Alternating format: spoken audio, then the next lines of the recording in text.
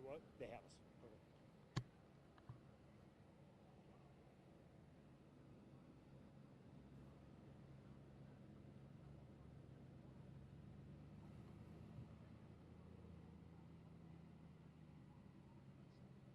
Okay.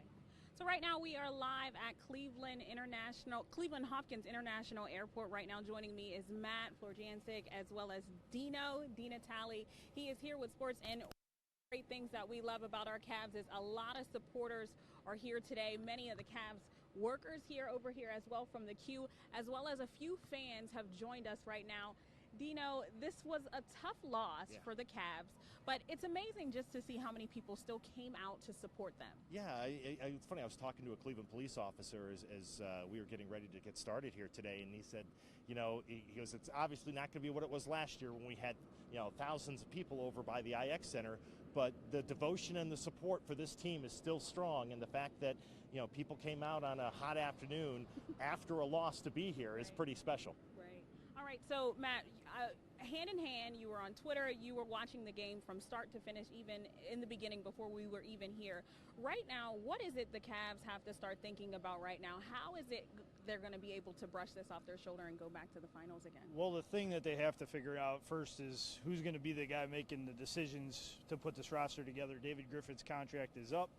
He needs to be re-upped, or they need to move on to someone else to make the roster decisions. And then they need to start figuring out a counter move to the Warriors acquiring Kevin Durant last year. Going to be a lot of talk over the next several weeks about what the Cavs should do, what they can do, what they will do. I think the name Paul George is going to be at the forefront of everybody's mind. The Indiana Pacers small forward has a year left on his contract. He's made it known that he wants to look elsewhere to play, namely on the West Coast. But, the Cavaliers got Kevin Love that way with a player with 1 year left on his deal, and then they convinced him to re-sign. I think if they could find a way to swing getting Paul George in here, that would be a welcome sight for this Cavs team. All right, guys, if you're just now tuning in, we're live at the Cleveland Hopkins International Airport where the Cleveland Cavaliers are approaching their plane. They're flying Delta. They left Oakland around 12 o'clock, I think, and their plane is supposed to be landing right here around 4:30, and it's landing currently right now is what we're being told by our videographer. Dino, we were here last year, okay? Not in the same spot, but a little bit further over. Construction's going on over there. It's a different vibe here, but still smiles is what we're seeing. Yeah, because I think people remember, Jasmine, what it was like, going back three years ago and beyond that, when the Cavaliers, at this time of year, the most important thing going on for them was who are they going to draft in the NBA draft? Are they going to get the number one overall pick in the lottery? And things that, frankly, are much less relevant than playing for, and as we saw last year, winning a championship. So I think people appreciate good basketball, as I see the plane coming in over our heads there, over our shoulders. I think people appreciate that. They appreciated the effort. I mean, the Cavs were certainly underdogs in this series. I mean, people are talking about Golden State as one of the finest teams, certainly of this century and maybe in NBA history. People appreciated the effort the Cavs put in all season long. The other thing, Jasmine, it's weird for us because we as Cleveland fans aren't used to being champions and to being the hunted for a year. That's a tough thing to be, and the Cavaliers, I thought, were worthy champions. They gave it everything they had to get back to the finals and put themselves in a position to play for a championship again. No small task. Again, if you're just now tuning in, the plane for the Cleveland Cavaliers has just arrived here at Cleveland Hopkins International Airport, and much love from a lot of fans as well as Q workers who have been joining us here throughout some time. They've been here for about 3.5 hours waiting for the Cavaliers to arrive. Now, they flew Delta. They left Oakland right around 12:10, and their plane just landed. So, Matt, when just looking at this plane, what do you think is going through these guys' mind right now? I think first and foremost, disappointment that they weren't able to repeat the feat that they were last year, but I think also a sense of pride in knowing the fact that they gave it their best shot, and you can accept that coming up short if you did give it your best shot. They were healthy by and large. They went out there, they played as hard as they possibly could. Some balls bounced the wrong way, but really the Golden State Warriors earned this championship. That's what the Cavaliers said last night. Look, they beat us fair and square. It wasn't like we were down a few guys or they were down a few guys and the other team won.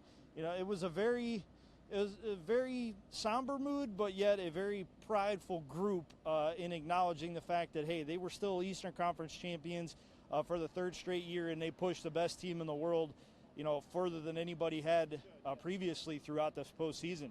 And a lot of people were talking about, they were just thankful that the Warriors didn't sweep the Cleveland Cavaliers. That was it. If they didn't finish out the finals fully, they were just asking not for it to be a sweep. Yeah, no doubt about it. You never want to get beaten in 4 games. Goes to the fact that you're not as competitive as you hoped you were. And I think the Cavaliers were extremely competitive in this series, even though they got 1 win. They really led up pretty much all of Game 3 until the last final 2 minutes. And then in Game 5 as well, they had an 8-point advantage before the Warriors went on a monster run. So I think despite not coming up with the victory, the Cavaliers made a good representation of themselves and the city and the Eastern Conference as a whole. All right, the door is opening right now. Currently, we're wondering who it will be the first person off of this plane. Last year, you were here. Who was it that was the first person that was off the plane? Was it Delhi last year? I think that was one of the first to jump off. It might have been Delhi or Mozgov, one of the two. Yeah. It wasn't LeBron, but we remember LeBron coming out. He was the last to come out. He was like, okay, what's he going to wear? He had the Ultimate Warrior T-shirt, which was awesome. Yeah, it's going to be a different mood. I mean, the guys talked last night in the Bay Area about, LeBron said, hey, look, I'm tired. I'm not going to think about basketball for a few weeks. I want to, reacquaint myself with my family. You could watch a few WNBA Watch a few WNBA games. Probably he always goes on a summer vacation with the family. So, I think it's a time to step away from basketball. Now, for Cavs fans, as you start to watch the players come off this plane, as Matt pointed out, it's going to be reasonable to say how many of these guys that are here right now are going to be back next year when the team comes together at Media Day at the end of September. Because for the upgrades that the Cavs want to make, and Paul George certainly is a name that's going to be bandied about, it's going to require probably a player, maybe 2, that fans have grown to love on this team that may not be back. And how do you reassemble a team like this? A lot of support here. We can see a few people walking off the plane right now, fans cheering for them. Can you see who that is, Dino? I cannot. The coaches. That's Coach Lou who just walked off. Yeah, Barry Wolf's probably got the best view. Our cameraman up on top of the van. J.R. Smith just walked off. I see. He's the perfect spotter, Barry, calling it out for us. J.R. Smith coming down. J.R. a guy that I'll tell you. Everyone in that last game. He played terrific, and he was a guy earlier in the postseason and even early in the finals hadn't had a great go of it, but really was terrific. Now this is J.R.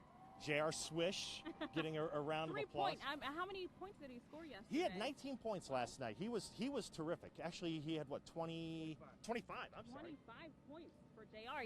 I lost count. 4-leaf clover in his pocket. He was just burying 3-pointers. I mean, it was something to behold last night, the performance he put on. It's a shame it wasn't in a winning effort, but in the first 3 quarters of the game, this is how good JR was feeling it last night. He hit a 3-pointer in the last 20 seconds of each of the first 3 quarters. LeBron James just walked off the plane. This is LeBron. You're watching LeBron and I think Kyrie, who just walked off the plane. Yep. LeBron and Kyrie just walked off the plane. Right now you're tuning in. The Cavaliers plane just landed here at the airport, and a lot of fans support out here. Many people from the Q even came out to support their Cleveland Cavaliers. A lot of love, as you can hear. Let's go Cavs. A lot of team spirit. And, that means a lot to these guys. I mean, it was a tough series. Nobody likes to lose. And, you like the Cavs have said it, and they love their fans. They appreciate the fans and, how this area defends the land, as they say. And even on the worst day of the year, because they now know the championship run is over, to have that kind of applause and that kind of ovation for them coming off the plane, that's pretty special. Yeah. That's going to mean something for them. All right. There we go. We see a few more people approaching their cars, walking over, headed over home. A lot of thinking. I'm pretty sure the flight was pretty long, so they had a lot of thinking to do about this game, and then they just want to get home to their families. Yeah, it's you have the night and the day to kind of get it out of your system a little bit. You're happy to be back. They're going to go back to the queue at some point, clean out the locker at Cleveland Clinic Courts, and get ready for the offseason and figure out, again, as an organization, but as players, how to get better. As Kevin Love just walking off the plane too now. One of the things that we did notice is the queue was jam-packed from start to finish, even yesterday. Absolutely. This team has amazing support from the community. 18,000 people showed up at the watch party yesterday to watch Game 5. The queue itself holds 20,562. And really, it was just a good all-around support system for this Cavs team. And believe me, nobody wanted, outside of the guys in the locker room and in the organization, nobody wanted this team to win more than the people that packed the arena every night. They mentioned it on multiple occasions just how special it was to play in front of the queue and how nice it was to have the support of the fans every time they stepped into the arena. And at least you can say that the Cavaliers won their last game in front of the home fans this year. They prevented the sweep. They prevented 16-0 history, and they did it in their own building in Game 4 to extend it to Game 5. And even though the Cavaliers didn't win the game, LeBron James still made history. He made history this entire postseason. You know, he's the all-time leading scorer in the playoffs. Now the most triple-doubles in NBA Finals history. He got that last night. He played, Jasmine, I thought, save for the one game he was sick against Boston, he played, I think, one of the finest, if not the finest, playoff run of his entire career. And the numbers really bear that out and back that up. And he really led this team all year. And I couldn't be happier with how he played. And I think it's funny, he's 32 years old, and everybody's wondering, where's his peak? I don't think we've seen it yet. Amazingly enough. Yeah, and that's really, really good for Cleveland Cavalier fans to know that it didn't peak yet. Now some of the players have gotten in their cars, and we're going to see the procession of vehicles start to go by us who's here. This is J.R. Smith just rode past. J.R. Smith was the first person out. A lot of Cavs fans saying thank you for what they've done, giving them a year to remember. You know, this year was so, a lot of people on Twitter, on Facebook, social media was going crazy. And one of the things I noticed, Rihanna was one of the people who had a hilarious post of a Lion King parody of LeBron James being Mufasa, I think that was, and Scar being KD. I'm not a big fan of how that one turned out. Obviously, anybody who's seen the movie knows that one does not make it to the end of the movie. Long live the king is what her message was. But you know what? Hey, if you have Rihanna tweeting or Instagramming about you, you're doing something right. You're living under the right star. I'll tell you that much. But there were a ton of celebrities that came out on both sides of this series. Snoop was there. Chris Rock was there. You look at the fans that were in Cleveland as well for the games 3 and 4. The Browns were out in full force as Joe Thomas and Joe Hayden, and we saw also former Cavalier Mark Price was in the house for Game 4. Tons of celebrities love watching people succeed at the highest levels, and that's why they come out to support athletes, and that's why LeBron is so beloved, not only within the basketball community, but within the celebrity community as well. All right, next person on their way out is Kevin Love. And we'll see him in a few minutes. And it's going to be an interesting offseason for Kevin because, he's part of the big three, but there's going to be some rumblings, as there almost always is in the summertime. Will the Cavaliers hang on to Kevin Love? Will they trade Kevin Love? That always seems to go with him, as he'll give us a wave now. All right, Kevin Love, riding pass, and Richard Jefferson. Yeah, I believe that was RJ. That was RJ. RJ. What was your most memorable moment throughout this whole finals? Oh, no doubt about it was in Game 4, LeBron James, kind of stopping in the middle lane. Okay, what do I do? What do I do? Throwing the ball up off the glass, catching it, and dunking it like he was basically playing a pickup game. That was as remarkable a play as I've seen ever in the finals. Michael Jordan once did a crossover layup. Julius Irving once did a under the basket layup. But that dunk by LeBron was pretty amazing. And I think that image, I'll carry that one from this finals. And a lot of people think that too. Matt, what about you? I'll carry the J.R. Smith three-pointer from the C logo I think it was in Game 4 as well when LeBron drove baseline and the Warriors kind of cut him off and there was shot clock was running down. It was a contested three-pointer. Ball finds its way to J.R. Smith, and anytime there's pressure and he's off balance falling away from the hoop, something special is going to happen.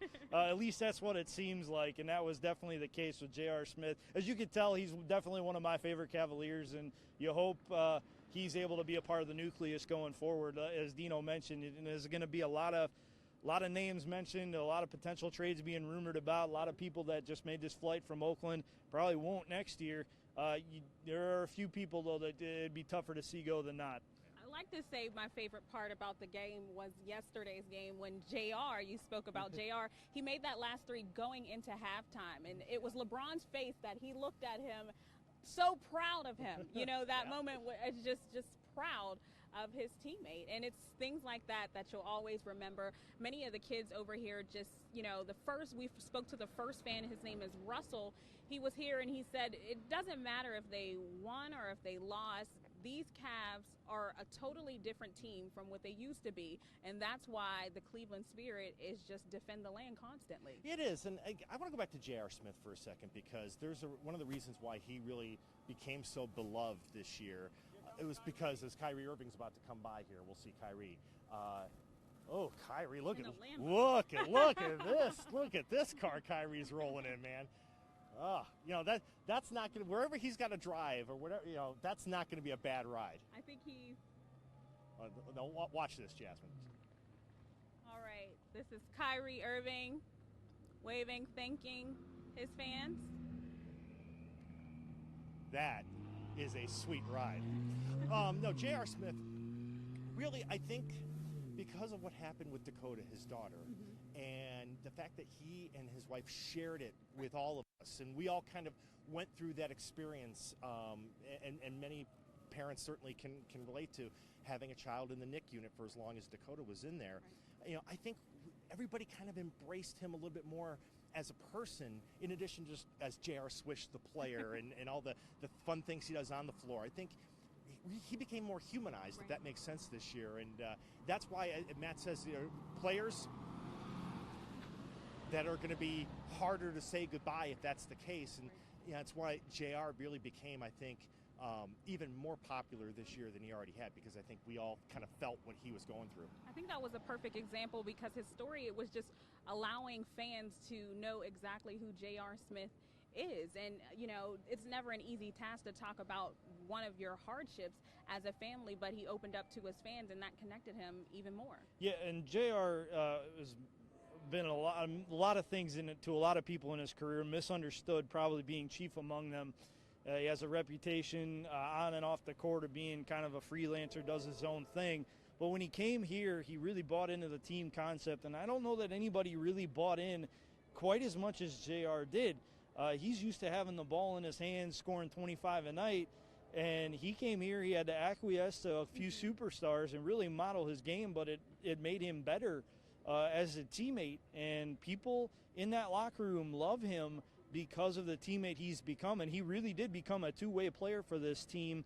But off the court, he's been nothing short of spectacular. When his daughter was fortunate enough to go home from the NICU, he remembered all the people that he was alongside.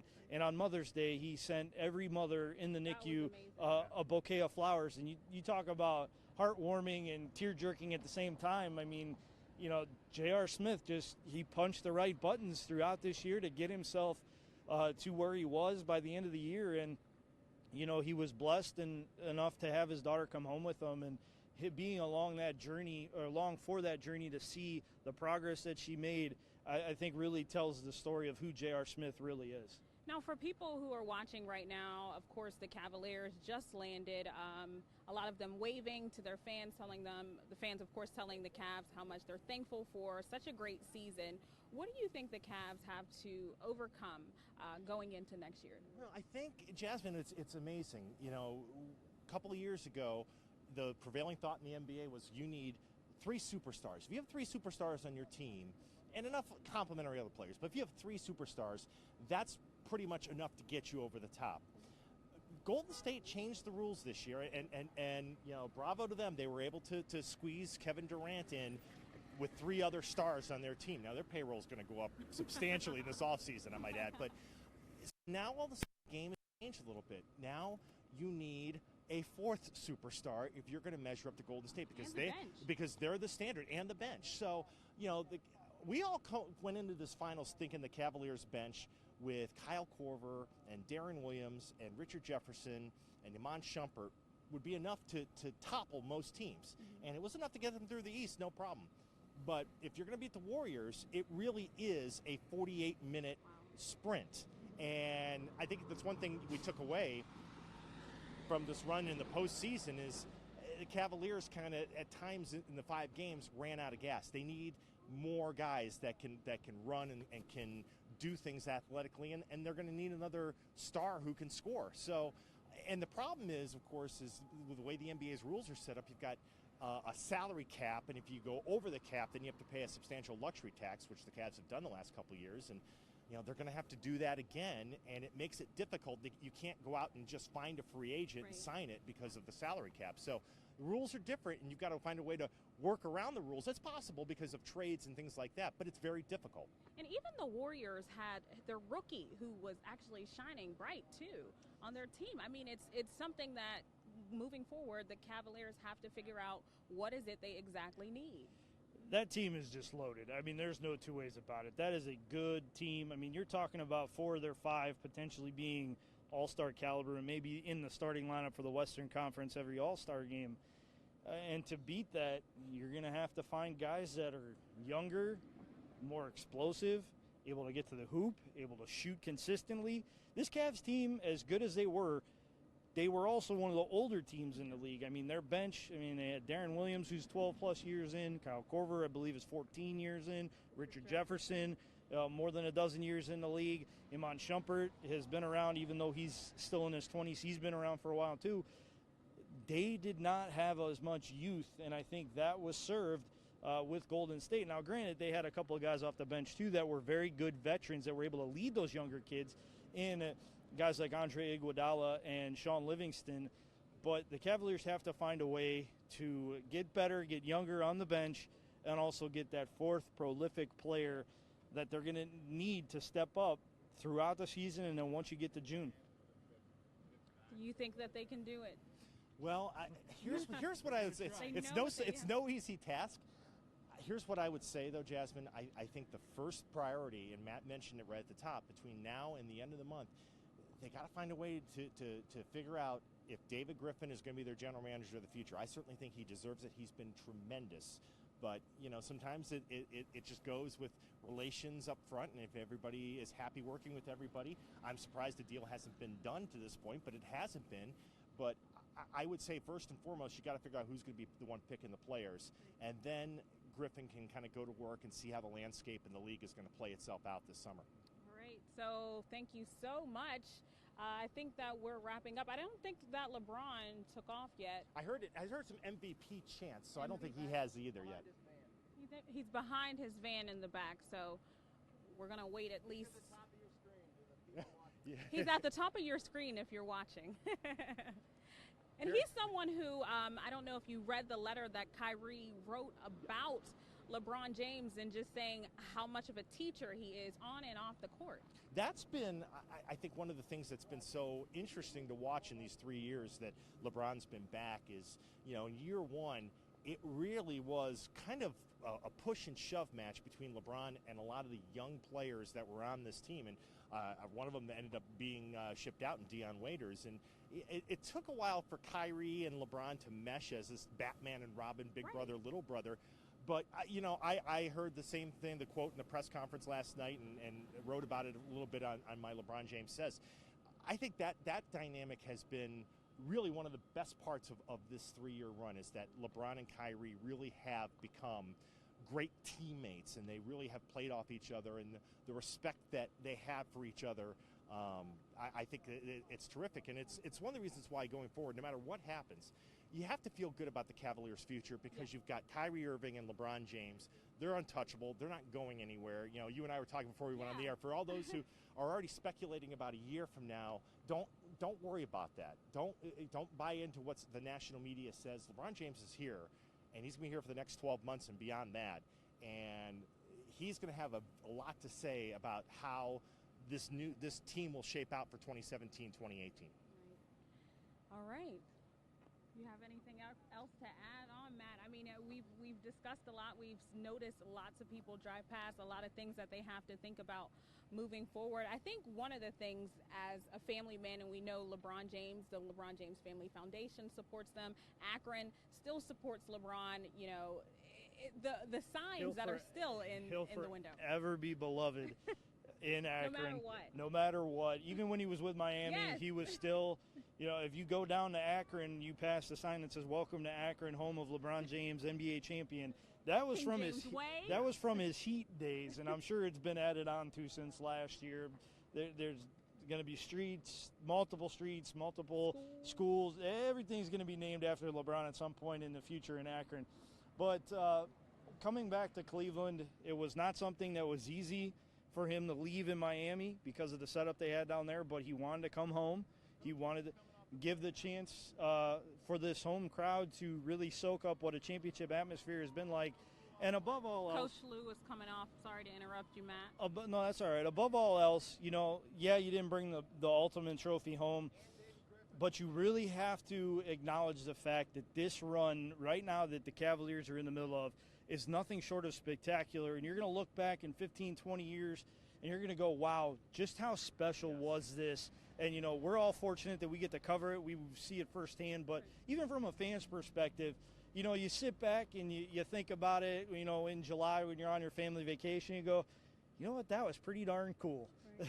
And I'm lucky that I was there. Let me ask you a question, Matt. Is that we have both we had Ty Lue and also David Griffin. Talking too as well. Yeah, LeBron and Damon Jones and Coach Lue are all talking. Apparently, there's conversation going on between LeBron and Ty Lue and Damon Jones. I just found it interesting that, it's been a few minutes now since we got this thing started where the plane came down and a lot of the players came out. I thought it was really interesting that Ty Lue and David Griffin were among the last to get off. Now, of course, they've been way in the back of the plane, but... No, those guys are always up front. That's correct. That's what I mean. I've been on a few team flights in my day with the Browns, and I know everybody in the front office and coaching staff sits towards the front of the plane, and they're always the first ones up. That's what I mean. I wonder, if there are conversations, what are they talking about? That, hey, are you, Griff, you going to stay? You going? What's happening here? I mean, this is where it starts, Jasmine. It's these kinds of conversations. Ty Lue going over to LeBron James, and I don't know if they're going to have a Griff giving LeBron a pat on the back. Eagle-Eye Barry Wolf spotting that for us, our photojournalist up there. That relationship was very interesting this year between the Cavs general manager and superstar LeBron James, because in January, when the Cavs were struggling a little bit, LeBron went on a expletive-filled rant after a game in New Orleans and basically called on the Cavs to get better. And David Griffin really he did a terrific job, I thought, adding Kyle Korver, Darren Williams, Derek Williams, and also Andrew Bogut, who ended up playing, I think, 50 seconds before he injured his knee and was out for the rest of the playoffs, or out for the rest of the season. But that dynamic is going to be interesting if Griffin stays, that relationship with him and LeBron. It's a surprising thing, and you never know what those conversations are and what they end up being towards that. So. No, you really never do. You'd love to be a fly on the wall right now, though, in that conversation. There's going to be it's a short off season because they went so far in the playoffs again, but this is going to be a very interesting off season for the Cavs. A lot of decisions to make, and I think everything is going to be predicated on, if you look at the chessboard, okay, what pieces do we need to add to beat that team out west? That's the goal right now for this team. They know they can get through the East. They have enough confidence after getting through it 3 straight years. Okay, how do we improve now and take that next step? How do we get back to the top of the mountain? Dino said something very interesting yesterday. Okay, they went from the hunted to the hunter again, and nothing creates a hunger like having something that you've worked so hard for taken away from you. I expect no matter who's in uniform for this team next year, they're going to be hungry and they're going to play meaningful games of basketball throughout the year. LeBron even said it last year. Everybody kind of throws November and January games away like they don't mean anything. They mean something to me. And if he has anything to say about it, they're going to mean something to the other 14 guys in the locker room, too. One of the things that stood out to me, too, was when they were leaving, headed to the locker room, he made it clear, LeBron James and Kyrie, they will be back. Yeah, I mean, those two aren't going anywhere. They're the untouchable members of this franchise, quite frankly. And I still don't think, all the talk that LeBron's going to seek to go to Los Angeles a year from now, I just still don't buy that. They're the guys that are going to be the straws that stir this drink of formula that the Cavs are going to put together. And, I think it goes to your point earlier, Jasmine, that the fact that the relationship, I think, has really evolved the way it has in these 3 years, I think as a Cavs fan should make you feel pretty good about no matter who they bring in to help supplement what they've already got. You've got these two stars who know each other's games. They enjoy playing with each other, and I think that's where it starts. That's where you kind of build your foundation.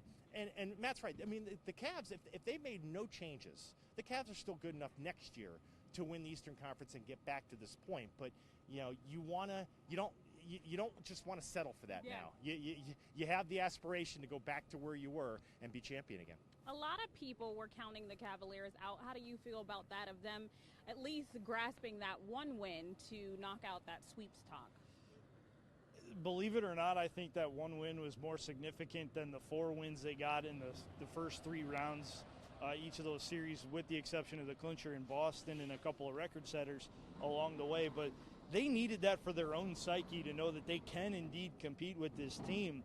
And they showed it in Game 3 when they led up until the very end, and then they showed it in Game 4 when they dominated play. Look, make no mistake about it. The Cavaliers can play with the Golden State Warriors. Can they beat them in a 7-game series? Obviously not this year, but they are good enough to compete. They're just a little tinkering here, a little tinkering there, maybe a key piece to add along the way, and this team's going to be right back here again next year to compete in the finals. Okay, we're getting word that Shumpert is coming out. Hey, you guys, what's interesting also is LeBron's still talking last night's game with Ty. Yeah.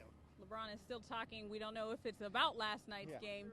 Yeah, lip reader Barry Wolf is convinced it's about last night's game. There's Iman Shumpert. That was Iman. And I mean, it's the last time really these guys are going to have to really talk face to face with each other before you get into training camp. We're gonna. Here comes David Griffin. Now, this again. This is the biggest offseason question facing the Cavaliers right now. This guy. I referred to him as Griffin the Magician during the course of the season because the Cavs were so strapped by the salary cap, but they were able to add key players. And that's something you said that they're going to have to do again. Yeah, and you want the guy, I think, who already knows and understands this roster to be at the head of it as Griff makes his departure. And we'll see if there's an announcement between now and the end of the month, if there's an announcement. I certainly hope that there is. One thing to point out with it, there were teams, Milwaukee, Atlanta, and Orlando, that all requested permission from the Cavaliers to speak to David Griffin about their open positions in the front office, and the Cavs denied them permission. So if you're looking for something positive to lean on, if you're for David Griffin sticking around, I'd lean on that. A lot of talk also, Matt, about these players being exhausted in these games. Are there too many games during this season? Just the look on these players' faces. I know a lot of people say they get paid a lot of money. This is what they're supposed to do. But, it's still taxing.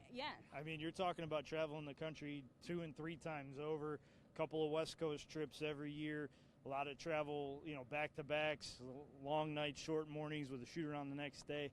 It is a taxing schedule, 82 regular season games, and then you compress another 20 into a very finite window of 2 months in the postseason. Even though they had extended layoffs, it's still not easy to play the schedule. You have to play the games, and it's not easy. All right, Channing Frye is on his way down right now, as you see. Rolling in the big truck. And, disappointing, I'm sure, for him. Yeah, Channing, watch that hood, baby. Get that back down. Trying to take off? Yeah, I thought it was a Batmobile. Channing didn't play a lot in this postseason after the first 2 rounds, and there's a method to how the Cavs do their rotation, but his ability to make shots was something I think missed in the finals when the Cavs needed some points. Kenny is closing the Batmobile. We got a bird's eye view on top of the Wham. We got to give a big shout out to the Wham truck is what we're using to see all of this, and what you guys are looking at right now is our Cavaliers headed home after a long season. The van over by the little mobile home there, that's LeBron James's ride. That's when a lot of times he'll sit and watch a movie in the back of there. He'll do a lot of his social media posts from the van. Uninterrupted, his stuff on Instagram. So we're just kind of waiting to see that roll, and he's probably queuing up. He's probably telling them, "Hey, queue up The Godfather. That's his favorite movie. I need to watch The Godfather." But Eagle Eye Wolf tells us he's still outside of the van. Still talking to Coach Is it Lou. the original Godfather or Godfather Part 2? I think all of them. I think it's epic. So, I think he has mentioned watching the games on flights across. Actually, I think it was last year we mentioned watching the movies, The Godfather, on the flight out to Oakland for these NBA Finals games. So, hey, if it puts him in a good mood and a good frame of mind, Whatever it takes. do it, man. If it's within the rules of the law, go for it.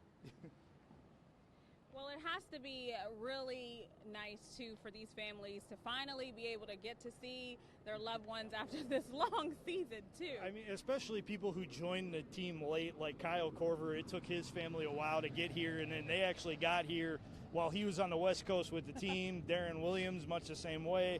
He's got people in Dallas and all throughout the country that he was away from for this extended run. So I think it'll be a nice breath of fresh air for this organization to get these guys back home with their families who mean so much to them, and kind of refocus, recharge the batteries a little bit, and get that hunger back for what's to come next year. A lot of people counting the Cavs out, but they prevented a sweep, and they did clinch one game that knocked that history out. And played their best. I think, arguably, I think it was their best game of the season that they played in that Game 4, setting NBA Finals records for most points in a quarter, most points in a half. I think they're playoff records: most points in a quarter, most points in a half, most three-point shots made in a game. I mean, that was really, Jasmine, I think that was about as good as this edition of the Cavaliers these last 3 years have played. And you can take we're not about consolation prizes here, but you take some pride in that this team didn't go down. They didn't give up their championship without a fight. Yeah, and that's a lot of the fans were talking about that. These guys didn't give up. So even in Game 4 and in Game 3, these guys gave it all that they had. It just came up a little short. Yeah, you can't question the effort, though. And there were times where we questioned people's productivity, but the heart is still there. And they went out fighting, and that's what you expect out of a champion, to come out and to leave it all on the floor, and it's exactly what they did.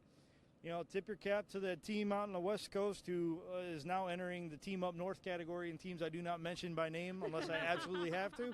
But he's not biased at all. Credit to them for doing what they did. They have an incredible organization out there, but now now's the time to regroup after putting that fight forward and figure out how to get better. And they talk about putting these games, especially LeBron James, talks about putting this stuff behind them, learning from your mistakes, and coming back. Yeah, and that's what makes LeBron, I think, such a special player, is that he's very introspective. He wants to get better. He wants to evaluate and take it proverbially one game at a time. I think it's important, though, for him, and I think he knows his body so well. When you're 32 years old and you've played 7 straight NBA Finals, it's the equivalent of like playing 3 extra seasons compared to another player. You know what is important for your body and what isn't as far as rest and treatment goes. And, LeBron's always on the cutting edge of treatments anyway, cryotherapy and things like that. So I just think it's an important thing now for this team to have the right mentality going into this off season. Yeah, not being so tough on themselves too, because they did give it all that they could. Just sometimes when teams put together a super team is what they're calling it. A super team is what they're calling the Warriors now. Do you agree? I mean, it's hard to argue. How could you? Look at what they did throughout the year.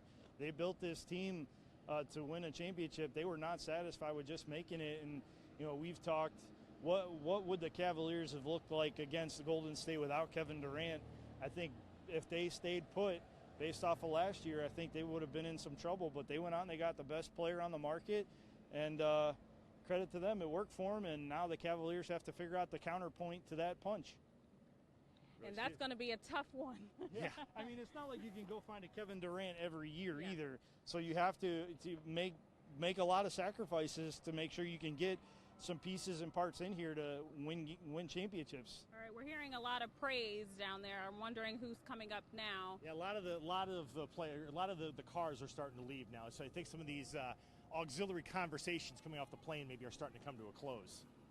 I think everybody's just waiting now for LeBron to take his parting shot here in his departure. Almost certain he'll probably be the last one to leave out of here. Probably. Wouldn't shock me a bit. Wouldn't shock me a bit. He's still talking to Coach Lou is what we're getting word from our eagle eye. LeBron James is still talking to Coach Lue. We can only guess and imagine exactly what they're talking about. We're almost coming up on, what is it, about been an hour, going on an hour. About an hour, almost an hour, yeah. It's, there's a lot of basketball being discussed in that conversation. I'm sure it's pretty high-level stuff, even if it is on the tarmac of an airport. You still have to believe that. Anytime LeBron James is talking basketball, some definitely big things are being bannered about, as I think James Jones just rolled past us. Yep. It's good to see, though, that everybody's just not getting in the car and going home. Yeah. It's good to see that people are taking the time to even have meaningful conversations just now, even if it's for 5 or 10 minutes. Still nice to see that guys care and they want to be a part of this thing long term. One of the things everyone loves about LeBron James is the class that he has.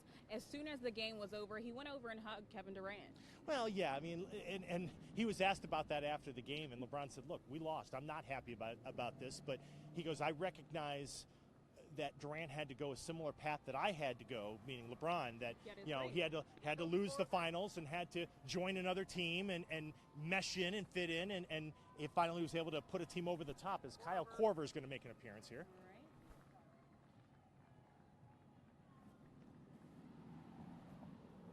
Everyone just anxious to get home, I'm sure. Well, yeah, I mean, these guys are going back to California, going back to Georgia. On a plane, yeah, exactly. All right, LeBron just entered in his car and headed on his way to Bath Township, I'm pretty sure. Derek Williams. Maybe a stop at Swenson's along the way. He deserves it. Oh, he might have that the delivered. Truck is I think he might be in a position where he could make a call and get a food truck out to his crib. I'm pretty sure. They wouldn't mind making that delivery. I remember last year, we were live in front of LeBron James's house when they won that championship. Swenson's had 2 burgers left. I was trying to get that burger, and guess who it was for? Not for you. It was LeBron James. The last 2 burgers, his sons picked up those burgers and took it right back to their dad, and they were done for the day.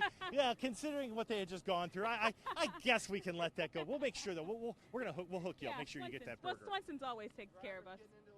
All right, so the driver's getting inside of the LeBron van, and I'm sure they're headed home. Long day, long series, a lot of guesses to who was going to take this championship. Of course, it ended up being the Warriors, but as LeBron James and Kyrie Irving said yesterday, they will be back. Yeah, they will. MVP, here we go. MVP chants are going as LeBron James' van pulls out. Yeah.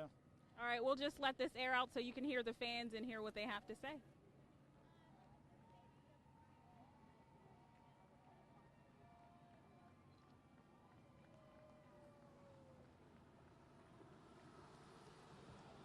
That was just LeBron James riding past, and that's pretty much it. Here at Cleveland Hopkins International Airport, fans joined us here today for the final goodbye into the next season, 2018 season, 2017-2018 season. Thank you so much. We talked about our memories. We talked about how tough it was to get here, but just like LeBron, Kyrie said, they'll be back. Yeah, they will, and we're looking forward to it. We get a couple months off briefly before this team reports to training camp in September, and then it's right back to the grind, Dave. Yeah, it's going to be an interesting offseason, a very, very interesting offseason. As they say, watch this space. And also remember, hey, listen, the Indians are playing tonight against the Dodgers down at Progressive Field. So the next season kind of gets underway now as the Indians really kind of take center stage heading into the summer. Coach Lue is going to take his final bow here as he departs. All right, and these are some of our fans leaving too as well. Coach Lue leaving out. Yeah. Lots of fans giving thank you, Coach. Some of the fans joining us here now, diehard fans, still thinking that this has been a great season, still. Well, it has been, and again, they understand that finals trips don't come around all the time, and you got to embrace this, you got to enjoy it, enjoy the ride, and as Matt said, it's going to be a short off season. We're going to be talking about the Cavaliers again very, very soon. Like everyone said, go Indians too, right? Yeah, I mean, it's Indians tonight. Yeah, on to the next one. Indians tonight. Browns are having mini camp just up the street in Berea. So, I mean, it never stops in Cleveland sports. But again, congratulations to the Cavaliers because it was another remarkable year. Yeah, we just want to thank the Cleveland Cavaliers, and we're sure we'll be back here with that trophy coming off that play next time. Thanks for joining us. Make sure you tune in to WKYC at 6 o'clock. We'll have more here from the Cleveland Hopkins International Airport, as well as news, weather, and sports. Thanks for tuning in, guys.